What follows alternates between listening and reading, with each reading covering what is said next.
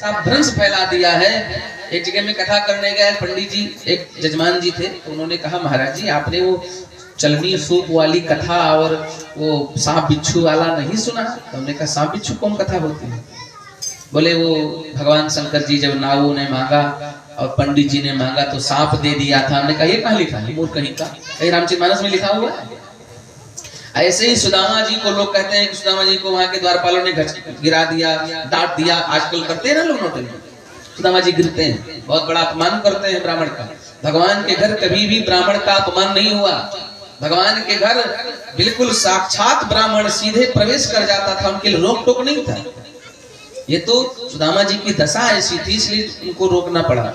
भाई इस दशा में जाएगा, कोई कहेगा भगवान के मित्र हैं तो थोड़ा संशय हो जाएगा ना, इसलिए गए। और भगवान ने डांटा भी कि ब्राह्मण का आना कब से पूछने वाली बात हो गई।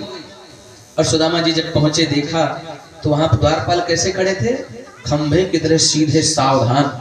अब लोग कहते हैं द्वारपाल ने गिरा दिया, मार दिया, डांट दिया, सुदामा जी गिरते हैं, ये सब क्यों नौटंकी करते? ब्राह्मण का अपमान होता है। हम लोग हंसते हैं ब्राह्मण जी गिरे हैं। अब बताइए,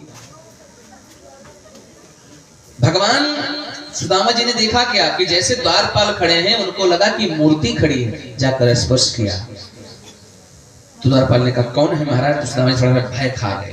भाई कोई लगे कि मूर्ति हो बोल पड़े तो भय थोड़ा आ जाएगा अपने में। ये हुआ सुदामा जी के बाद।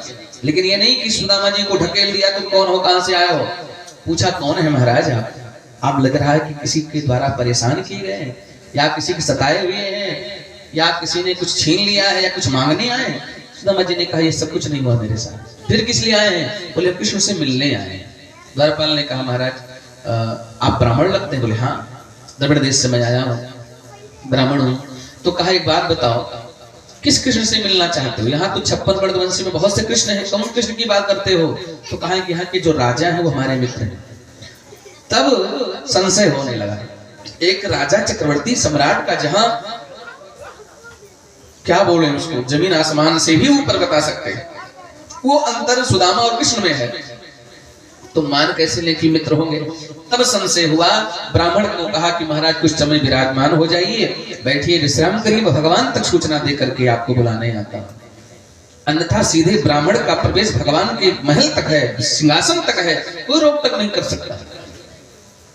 तब सुदामा जी की दशा देखकर द्वारपाल गया भगवान कृष्ण के पास, और भगवान कृष्ण उसमें क्या कर रहे हैं? श्रृंगार कर रहे हैं। भगवान की 16,108 पटरानियां हैं, 8 पटरानियां भगवान का श्रृंगार कर रही हैं। कोई तेल लगा रहा है, कोई केस पट्टिका दर्पण लिए खड़ा है, कोई चंदन लिए खड़ा है, कोई पैजनी लिए खड़ा है, कोई बाजूबंद लिए खड़ा है, कोई करधनी लिए खड़ा है, कोई पाना लिए खड़ा है, कोई इत्र लिए खड़ा है, कोई पुष्पमाला लिए खड़ा है, कोई वैजंती माला लिए खड़ा है। भगवान का श्रृंगार हो रहा है।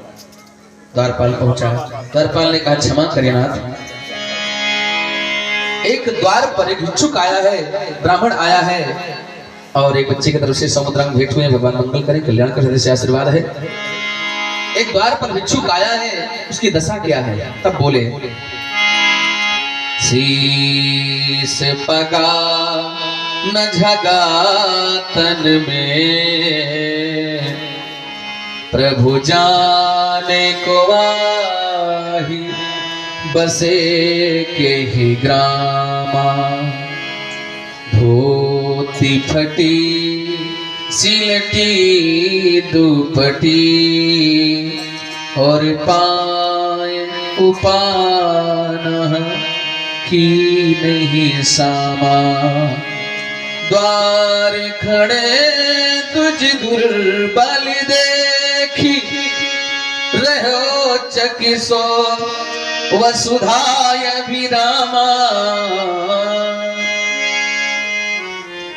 पूछत दीन दयाल को धाम, बतावत आपन नाम सुदामा, बतावत आपन नाम सुदामा। जैसे भगवान ने सुदामा नाम सुना तो भगवान ने कहा हमारे यहाँ ब्राह्मणों का आना पूछ करके कब से हो गया? उस समय उस द्वारपाल ने कहा महाराज क्षमा करें, वो ब्राह्मण है ही ऐसा उसके सर में पगड़ी नहीं है, शरीर में वस्त्र नहीं है, पैर में जूते नहीं है, धोती फटी है, कई जगह से सिली हुई है। लोग देख करके चकित हैं और अपना नाम सुदामा बता रहा है, आपको मित्र बता रहा है।